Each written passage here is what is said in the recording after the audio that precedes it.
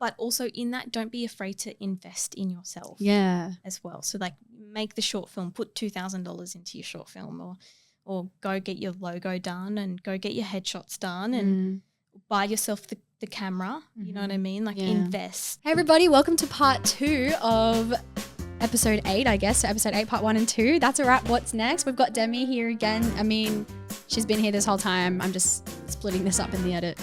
But to you, it's new. So enjoy part 2. We'll keep on chatting. If you haven't checked out part 1, make sure you give that a look first because we get a lot more of Demi's backstory and now we're getting into the more nitty gritty stuff, I'd say. So check out part 1 first and then I'll see you back here. So we've talked a lot about your producing, but what about your performing? I know that you've performed in Vietnam and do you want to talk about that a little bit? Yeah, absolutely. So in 2022 and 2023, using collaborations alone, because I'm a freelance artist, I don't have an agent or anything like that. So using just networking, I was asked to go to Vietnam and perform in a musical. It was Alice in Wonderland, but not as you know it. It was like some Broadway production. I don't even know. And I was the Knave of Hearts. So I was a tap dancing card. Lol. And as a part of the promotion and I guess like to make a lot of that opportunity, we were also guest performers on a television show in Vietnam called the Sao Mai Gala. And Sao Mai is essentially, it's like X Factor, The Voice, Australia's Got Talent, but in Vietnam. And the last episode of their season, they've already announced the winner and everything like that. And they just have this massive party episode. And they invite all of these. So like when we got there were all these stars there. That's and so like, cool. It was insane. There was one girl and like backstage. Oh, do you want the tea? Yeah. I was backstage and she like stormed off the stage and oh my God. threw this bow on the ground. And I was like, oh, she's probably famous. Yeah.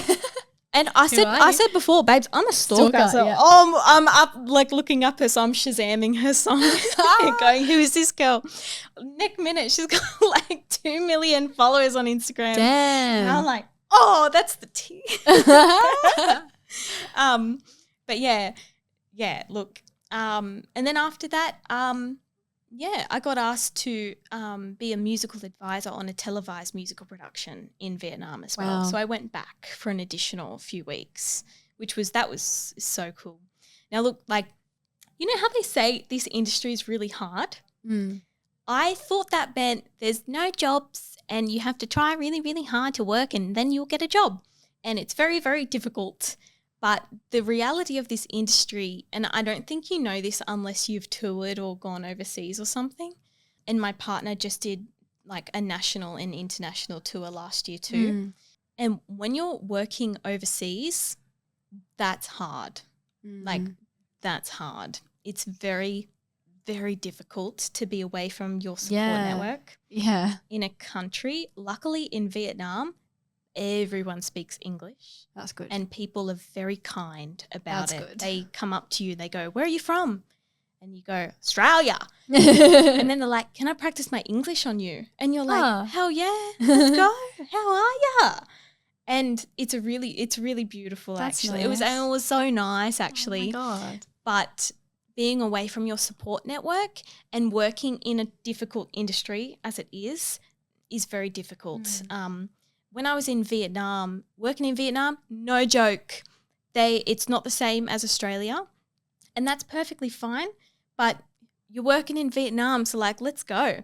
I broke my record of an on-set day, and the longest amount of time, I did a 17-hour day in Vietnam. Holy crap. Yeah, I did a 17 hours. Holy Jasmine. actual moly. Yeah. That's not, wow. That's crazy. That's not okay. And there were people there and they were going 24 hours. They were all-nighters. Yeah. What? They had been there since the day before. Oh my God. 7 a.m. And everyone they were would like, be all stinky and stuff. No one's had a shower. They would. That'd be my first thought. I didn't notice that. We went and it was when I did the 17-hour day, it was actually in winter. But I was in a T-shirt because it was like 17, 18 degrees. And I'm like, and they were all like rugged up because it's very hot in Vietnam as well. And so like they were there, all-nighters. You know, it's just, it's not the same as Australia in terms of their like working culture. Mm. And that's fine. I was not going to lie. Like the workaholic in me was like 17 hours. Can we make it to 18? Like seriously, how toxic is that? But that's acting school for you. Yeah. But yeah, that was kind of when I was there. I was like, oh, yeah. Wow. The next day was like 14 hours too.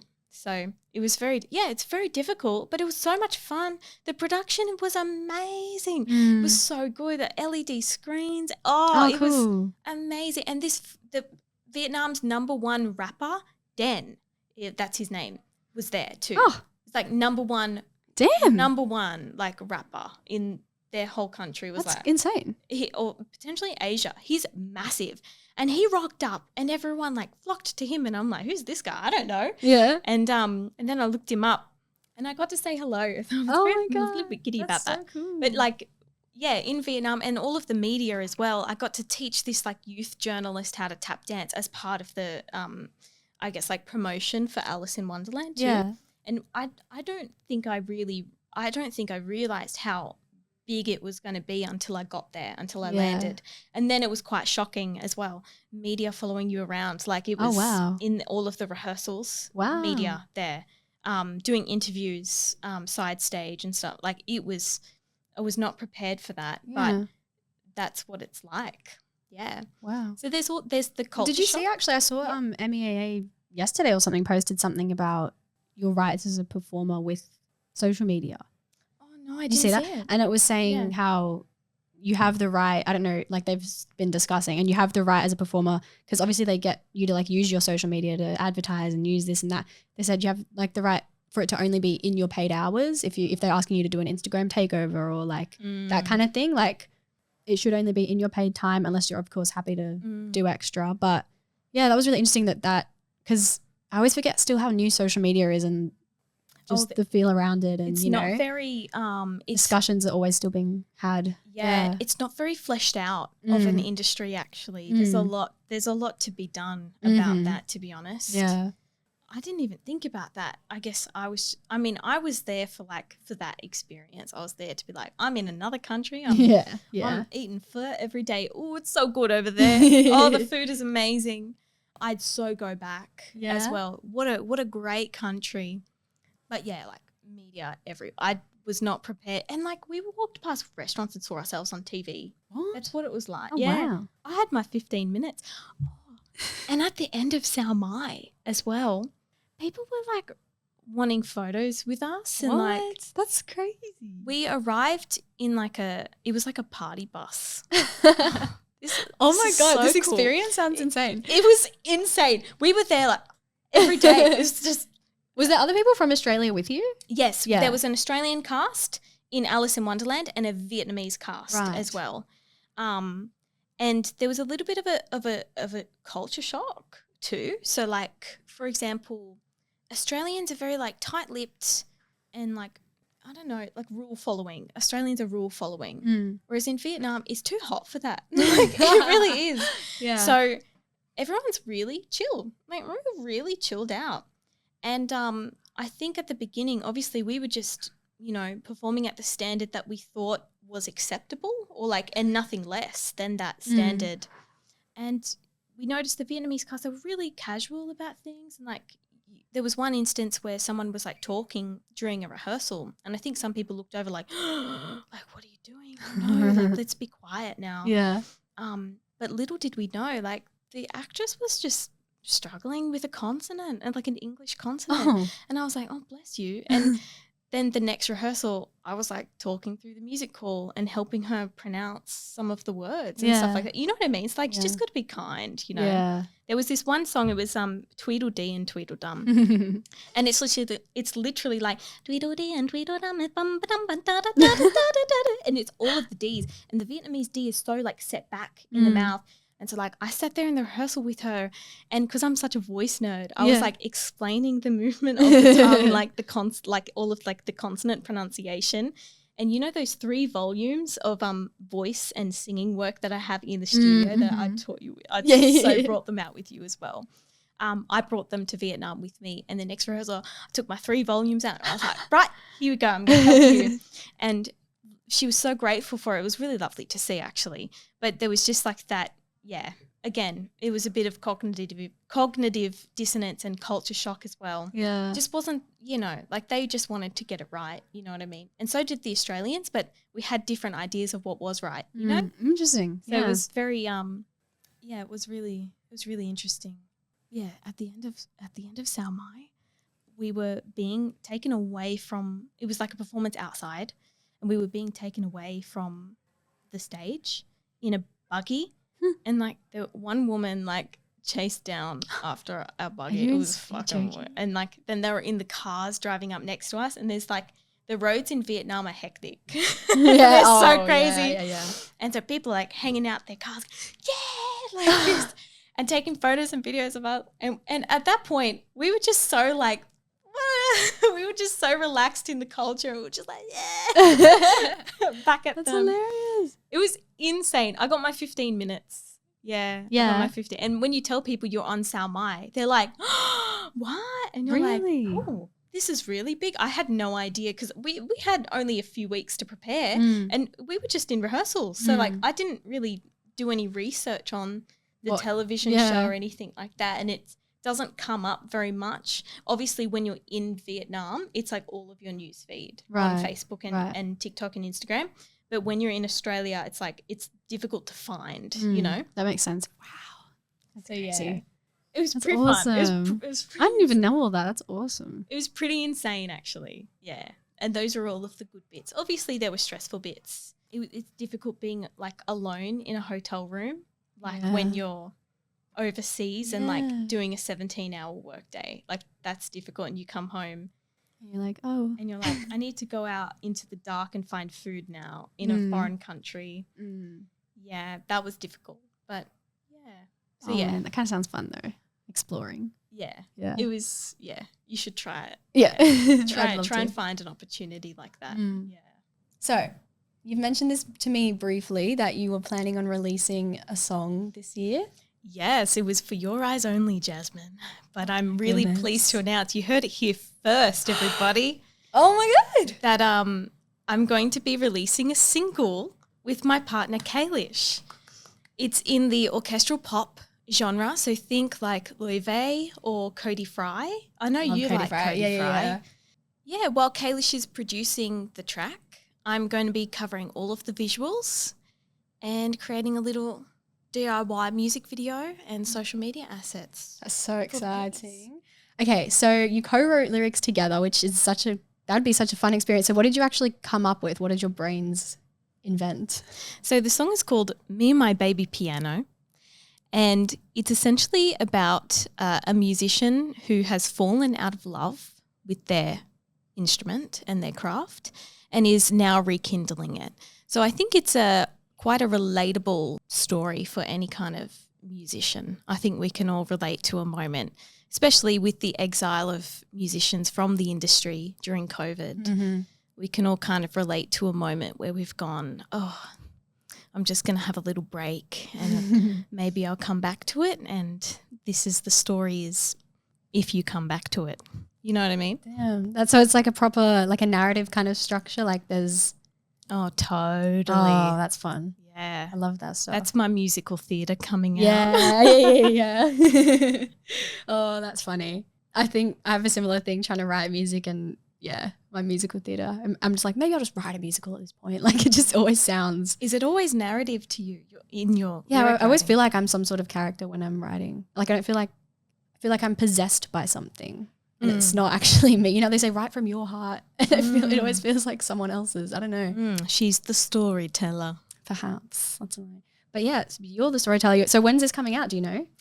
July, August, hopefully. No set date yet, but stay tuned, babes. Oh my goodness. And everything is, you've done it yourselves completely. And I saw a little bit of one of the shots you were doing in your music video and everything. So how long's that been taking you to do all that? Oh, a fair few weeks now. It's a little difficult doing everything yourself, but I thought I'm just gonna do it by myself and take the plunge and be my own DP and use my iPhone as a monitor and get Kalish to operate some camera and we'll be okay. We'll be fine. Oh, I'm so excited to see how it turns out. So this song specifically, when did it come about in your brains and how long have you been wanting to let this out?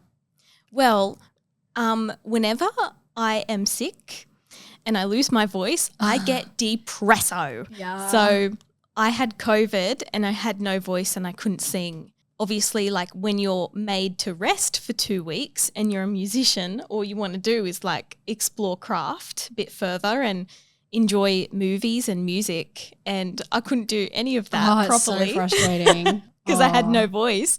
So the moment I had my voice back a little bit, I sat down at the piano and I came up with the main hook and the lyric, Me and My Baby Piano. And my fiance Kalish is also a piano player, so there's a little bit of a spicy undertone, if you ask me, underneath that. But generally it is about rekindling your love for an instrument or your craft. I love that so much. And do you think once you put your heads together, did the rest of the song kind of form easily, or did it take you guys a while to kind of fine tune? Well, it was pretty intuitive just because of our like collaboration, and it's not the first time that we've written music together, but it's the first time that we've written music together for ourselves. So the last times we had done it, it was for a musical development where I was basically harmonizing and session singing on a musical development, and the time after that was the documentary feature that we worked on as well, which is currently in its festival route now. Oh, really? Yeah, oh, my gosh. I have to talk all, about that. all finished. And I was session singing on that and coming up with some little improvised harmonies and stuff like that. So we had done that previously. So when we went to actually write something, it came quite naturally, but not without a few little couples tiffs in between and me not being able to get my point across. Oh, isn't that the worst? You just want to like suddenly have telepathy in that sort of situation. Yeah. I feel like half of this job is, getting your point to make sense. It's all about communication, isn't it?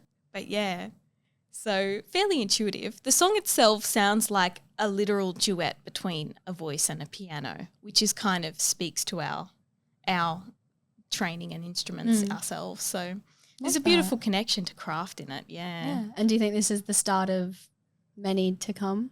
Oh, I think so. I hope so. Yay. Yeah. I mean, obviously, when you endeavour to take stuff like this on, you have to self-fund it and everything like that. So obviously it does come with its challenges, but when you have all the skills necessary to take any actionable step towards making something, I think you should do it. And it'll cost you less money that way, but more of your time, I suppose. But at least it's time well spent. I think so. Oh, it's been very enjoyable. Yeah. That's good. Yeah, that's what you want. You don't want it to be like a whole personal stress and then you wouldn't want to do it again. So that's good. That's very good. Okay, what about the music video? So you do heaps of video production and you're helping other people and groups with video, and then you're doing your own stuff all the time. I saw your recent YouTube video. I'm still obsessing over that one you posted. I love that so much. What's your YouTube? Tell the fans. So my whole brand is centered around this tagline, which is for the love of storytelling.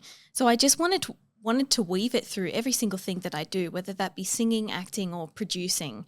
So I'd like to align myself with more storytelling based video productions.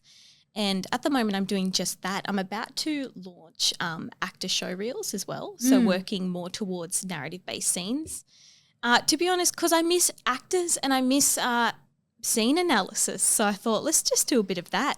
I did one for a friend. It turned out really amazingly. It looked really cinematic and beautiful. And I thought, yep, let's do this. So I'm about to launch that, and you'll see that on Instagram. Oh, that's so exciting. In the coming weeks too. But and I thought, let's do a vlog, but let's make it a little more spicy cinematic. And hopefully, just as you're doing with this podcast, get some artists on board and, validate their feelings and their hardships and their challenges. Yeah. That'd be great. So that's the aim, That's very exciting. And so with that, you've obviously decided to do your music video. So how's that looked? Is this the first ever music video you're producing and making? I have done music videos before, but for other artists as well. Right. I directed a music video, which was a Golden Age inspired music video. And the next one is mine, I guess. I've done social media content. Everything basically has a musical background to it that I do, or some kind of narrative. Because I remember you said to me a few years ago, I guess, that your main dream is to do musical films, and you know how that's kind of becoming like La La Land and stuff like that's getting bigger again, I think. And that's is that still your kind of biggest dream, to do a whole feature? Yeah, I'd love to pioneer musical filmmaking, because I think there's nothing better than watching a film and kind of noticing the rhythms in it as well, and whether that be in the editing or the cinematography. But I just love musicals. So keen for Wicked, not gonna lie. I'm keen and very curious. Like I'm so scared because it's such an important show. Like it has to be so good. I feel like it will be. I don't know. I'm excited and scared. I think it's going to be great. I think especially these days and the technologies that we have available to us, why the hell not put it on film? Do you know what I mean? Like possibilities are endless these days, and all of these tools are so readily accessible. Like, let's do it. Let's make something a little bit more magical. It's always the score that does that for me. Yeah. You know, I was just going to say, I think that's the good thing about musical movies is they don't have to be really as serious in a way, because you know that it's going to be a bit otherworldly because there's just music in it. So you just have this whole kind of extra level of playing field with like what you can do with it. You know, like it doesn't have to be like, oh, it's a drama and we have to be really real and authentic. And, you know, it's just completely different in that way, which I love. And it's so much more magical and still has realness in it. But I feel like it's just so much you can do. I mean, every single key signature itself and the tempo and the timing, it has a different feeling and tone associated with it. So you can immediately shift the tone. Do you know what I mean? That's like true, it's quite beautiful to do that. So you can always fit in the 11th hour number and have a little comedy scene at the end, but still a beautiful dramatic payoff. Yeah. Do you know? So, oh, that's so fun. We need more of them. I really like that. Definitely. I was thinking recently about I think it'd be so cool to do like one of those 8-part miniseries, but it's musical. And then I thought, wouldn't it be so cool if they did 6 like that? Like each episode's one of the girls, and that'd be cool. I think it'd be so cool. And it's like a period drama, but with pop rock music. I love it. Wouldn't that be sick? Yeah. Anyway, don't know how to make that happen, but someone should do that. So yeah, I reckon. I'm here for it. So you're the first person I've interviewed that is more than a year out, I believe. Like I've had a few people still in school and a few that just graduated like myself. So from your perspective, how have you stayed strong? What are your tips for sustaining yourself and, you know, not giving up? Because this career is hard, and I think it's very easy to kind of fall back on everyone's backup plans or things like that. So what would your advice be to people to keep on?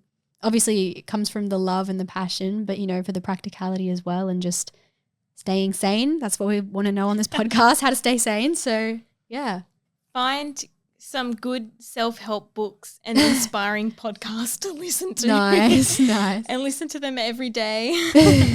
I recommend The Artist's Way though, by Julia. Oh, I want to get that. Cameron. It's on my birthday wish list actually. Oh, it's such a great course to kind of go through. And then really set yourself up and you know, believe, as much as like the academia and all of the paperwork can be really daunting, just know it's probably going to lead to something creative, so stick with it. Yeah. I guess like if you can, try and be savvy financially, you know. There's also a lot of artists have an emergency fund as well. Like you got to put your savings away and have like that 6 months kind of set aside because the industry is really volatile and anything can happen at any time. And so just try and take care of yourself that way. And stay home for as long as you can, Jasmine. I will. Stay at home. Says the girl moving out. Yes, I am moving out soon. Very exciting. But that was like, at acting school, because I had to pay up front, I became very money motivated too. And it was very difficult to like kind of get all of that money every single month while, you know, studying full time. I think I had 3 jobs at one point. Oh my God. It was like pretty crazy and it was really hard. I actually wouldn't wish that on anyone. But fortunately, the silver lining to that was that I had saved and like worked really, really hard that when I left acting school, that was my standard. And I began just saving that money every single month. Do you know what I mean? So like you gotta take care of yourself. You gotta save your pennies. You gotta work hard and everything like that.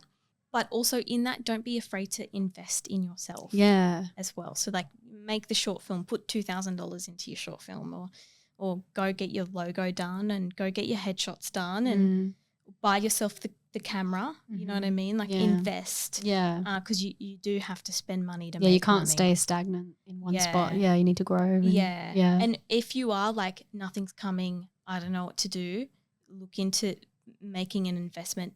Go get some coaching, you know. Like some very good advice. I've had a few people recently that have said they feel a bit stuck in their ways and go see a coach, go see a teacher, go see someone who's in the position that you want to be in. In that case, it might even just be a coffee meeting, what I did with my mentor Luke, who then gave me a job. You know what I mean? So like, go and ask people who are in the position that you want to be in. Take them out for coffee, buy them that coffee. And this might be a silly question, but when you hear a lot about, do a coffee meeting and like when you go to those, what do you actually like? Obviously you'll just have a normal conversation, but you also want to come in with like something to ask or say, like the word is it just the stalking and the you got to do the stalking. You got to follow them on LinkedIn too. Actors, get yourself on LinkedIn. It's not for the corporates. Paid account, There's a lot of social media and videography, photography jobs on there, and even presenting jobs, which is acting. So like go get on LinkedIn, set your profile up. But more than that, you need to enter the coffee meeting and have something that is mutually beneficial. That is the key word, right, yes. Mutually beneficial. And that's when you need to go in, hi, I'm young and I'm bright and I live at home and I have no expenses. I can work for you for low pay or for food or something. You know what I mean? Yeah. For the right person, that is. Yeah. That needs to be mutually beneficial. So it can't be you just hard slogging it. You need to get something out of that connection too. Whether that be a CV credit, fortunately you get to decide what that is. If you invest that time and that money in purchasing them, you know, eggs on toast for breakfast or whatever, or a coffee, if you invest in the right person, you can kind of gamble on the prospects of that person providing you with an opportunity. Yeah. For me, that was Salmai and Alice in Wonderland and everything when I performed overseas. Or, you know, getting an amazing opportunity like a paid producing role or something. You know what I mean? Yeah. But it has to be mutually beneficial. So if you're an emerging graduate and you don't have too much, you don't have a camera yet, that's okay. You can be on a set and you can definitely help out. But you also need to be aware of what you're getting out of it too. And I say have high standards for that. So that needs to be a bomb CV credit, or it needs to be really great photos for your website of you on set, you know? Yeah, right. Or a really nice show reel or whatever it is. But like you need to get something out of it and make sure you follow up so that you get it as well. Or it could be a connection with someone else who does have those things to give you. And that's where you have to do your due diligence. And you might be a little bit annoying, but that's okay because you deserve it because you provided them with something mutually beneficial. So you're equally, you have equal reward from that relationship. That makes sense. Yeah. Does that puts things into perspective for you. If you ask the meeting, you buy the coffee. You know what I mean? Yeah. I love that. Yeah. So you've spent some time now stacking up your credits and doing your projects, and I want to know if you have a 5-year plan, which I think you've mentioned. Yes. My 5-year plan, or I guess you could say like 5 to 10 year, I don't even know. Okay, yeah. But I guess I'm coming to the realization that I would like to be a bit of like some kind of leader in this industry, whether that be, being like a go-to for musical filmmaking or something to the effect. I'm not really sure yet, but I think musical filmmaking. Yeah, would be musical bomb. filmmaking or Whoa. like. Sorry, everyone. Musical filmmaking or something like that, or I don't know, having some kind of like inspiration for, I don't know. But a part of that would be I would probably like to be on a board one day. Do you know what I mean? That is sick. I want to be in the meeting room going, no, the artists need this. This is what they need. And providing that to, because under this Labor government as well, there's been lots of artistic opportunities come out of it. So, for example, like Music New South Wales and their new sector as well, Sound New South Wales, under the new Creative Australia. I didn't even know that's delicious. Yeah. That's great. And apparently there's a lot of grants going to come out in the new financial year. So I'm very much looking forward to it, and I'm going to judge it hard, because one day I want to be in that board meeting going, no, this needs to be the budget, blah, blah, blah, or like this needs to happen, or if you want to make this effect, then you need to target this audience and these people. I feel like I have the capacity and the leadership to do that one day. I see that. You know? I see it. So I would like to be a leader in that sense. And financially stable as well. Wouldn't we all? Don't we all? Don't we all? Yeah.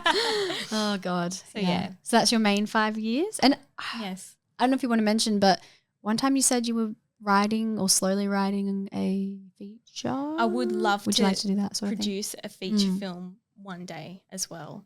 Though that kind of swings under the financial stability category. Okay. Because I would need to be financially stable for that. I write grants for that all the time. I haven't had one come to fruition yet, which tells me I need to refine and I need to find that audience. Yeah. But that's just like, that's what I'm a very optimistic person too. It takes a lot to knock me down. Yeah, you know what I mean? Yeah. So like before I go, oh, I'll never get it, or like, you know what I mean? Yeah. I'm just like, oh, okay, so I need to do something else. Yes. I know. I love that. I think because I've always kind of looked at grants as that extra paperwork in the months of, but I think that's a really good point. It's like helping, it's almost like you have someone pushing you on the side, but it's just this figurative grant thing. And obviously the people on the other end of the grant, but yeah, it's kind of helping you build your stuff probably faster and better quality than what you would do if you weren't relying on one. Yeah, you need the money. I mean, like there's only so much you can do without it, And there's great examples, like for example, that indie film Once as well, which was made on like $180,000 or something. Like it was made on a shoestring budget feature film, and it won a Grammy. Like the songs won a fucking Grammy. That's pretty sick. It's what an inspirational thing. But at the same, they still had over 100K to do that. You know what I mean? So like, yeah. But there are lots of people out there who do it, and they do it quite well, and that's really inspiring as well. So it's just like, oh, how do I do that? If they can do it, I can do it. You know what I mean? Yeah. Does that answer your question? Yeah. 5-year goal, yes. Writing a feature film, being a board member one day, yes. That takes me to 30. That sounds good. It sounds great. Yeah. Brilliant. Yeah. All right. Well, is there anything else you'd like to say to the crowd before we wrap up? Yeah, look, love your work and keep going.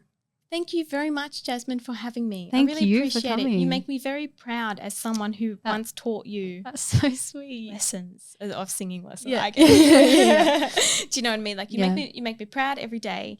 And you inspire me every day. Oh, thank you. Honestly. No, serious. Oh, I'm being serious. I'm being serious too. Yeah. And yeah, no, thank you, because obviously I think you as a student, like you're thinking like how much I got out of, I guess, like lessons or something with me or something. Yeah. But really, like you put me through acting school, babes. Do you know what I mean?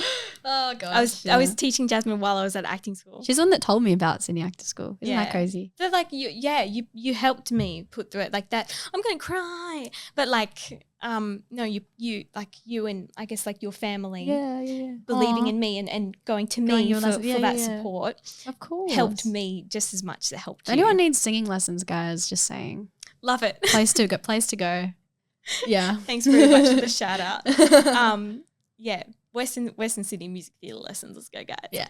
So yeah, no, thank you very much. But, appreciate it. I've got to go. Yeah. Because I've got a board meeting to attend for my new artistic All right, guys, that's a role. wrap. What's next? Just a couple of board meetings. We'll see you later. Don't forget to like, subscribe, do all that fun stuff, and stay tuned for our amazing guests in the future. Have a good day, guys. Or night. I don't know. Bye.